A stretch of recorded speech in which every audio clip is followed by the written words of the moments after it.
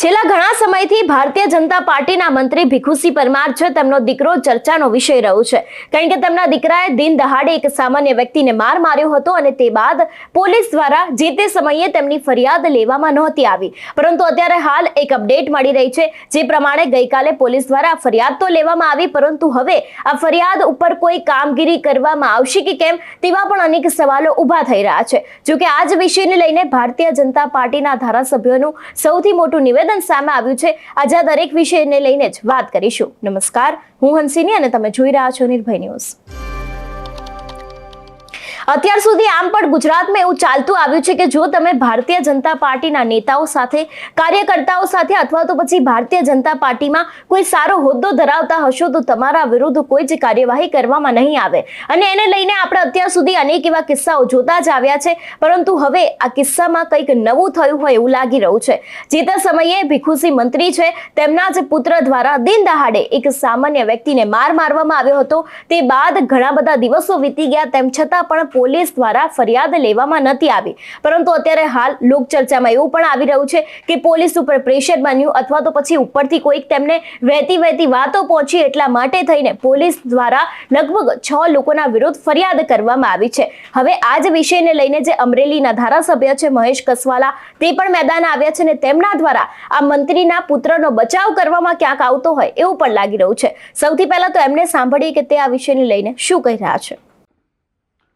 રાજ્ય સરકારના મંત્રી શ્રી ભીખુસિંહ પરમારના પુત્રોના મારામારી કરતા વિડીયો સોશિયલ મીડિયાના માધ્યમથી ધ્યાનમાં આવેલા છે।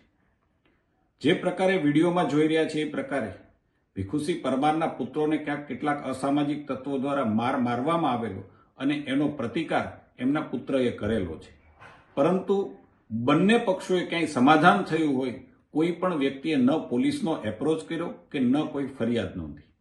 પોલીસને પણ આવા વિડીયોના ફૂટેજ મળવાને કારણે પોલીસે જાત તપાસ કરી અને આજે પોલીસ પોતે જ ફરિયાદી બની અને ફરિયાદ નોંધી છે। હું ભારતીય જનતા પાર્ટીના ધારાસભ્ય તરીકે જે પ્રકારે રાજ્યની અંદર માનની ભૂપેન્દ્રભાઈ પટેલની સરકારમાં માનની હર્ષભાઈ ગૃહમંત્રીના વડપણ હેઠળ જે પ્રકારે કાયદો અને કાયદાનું શાસન ચાલી રહ્યું છે, કાયદો કાયદાનું કામ કરશે, ચાહે મંત્રીના પુત્ર હોય, ચાહે સામાન્ય વ્યક્તિ હોય, કોઈ પણ વ્યક્તિને ગુજરાતમાં કાયદો હાથમાં લેવાની સત્તા નથી અને બિલકુલ પોલીસની કાર્યવાહી યોગ્ય રીતે થશે, કાયદો કાયદાનું કામ કરશે। જે પ્રમાણે તે કહી રહ્યા છે કે સૌથી પહેલા અસામાજિક તત્વો દ્વારા તેના ઉપર મારવામાં આવ્યો હતો, એટલા માટે થઈને તેમને આ વળતો પ્રહાર કર્યો હતો। પરંતુ મહેશભાઈ, તમને પણ અહીંયા એક વાત ખાસ કહેવાની કે જે પ્રમાણે તેમને વળતો માર્યો હતો તો તે સમયે પોલીસને બોલાવવામાં કેમ ના આવી? જે રીતે તેના ઉપર દંડા ઉપાડવામાં આવી રહ્યા છે, જે રીતે તેને મારવામાં આવી રહ્યો છે, એ બાદ પણ કેમ કોઈ પોલીસ ફરિયાદ નથી કરવામાં આવી? તેવા તો અનેક સવાલો ઊભા થઈ રહ્યા છે, અને એવી તો સત્તા એમને કોને આપી છે કે તે ગમે તે સમયે પોતાનો કાયદો અને વ્યવસ્થા પોતાના હાથમાં લઈ શકે છે? અનેક સવાલો ઊભા થાય છે, ને ખાસ કરીને એક સવાલ કે જે 6 લોકો વિરુદ્ધ ફરિયાદ કરવામાં આવી છે એને લઈને કોઈ ખરેખર કામગીરી કરવામાં આવશે કે કેમ, કે પછી આમાં પણ આગળ જેમ કિસ્સા બન્યા હતા, આગળ જેમ ઘટનાઓ બની હતી એવી જ રીતે કોઈ પણ વ્યક્તિ હશે, કોઈ પણ ભારતીય જનતા પાર્ટીનો હોદ્દો ધરાવતા હશે તેવા લોકોને છોડી દેવામાં આવશે?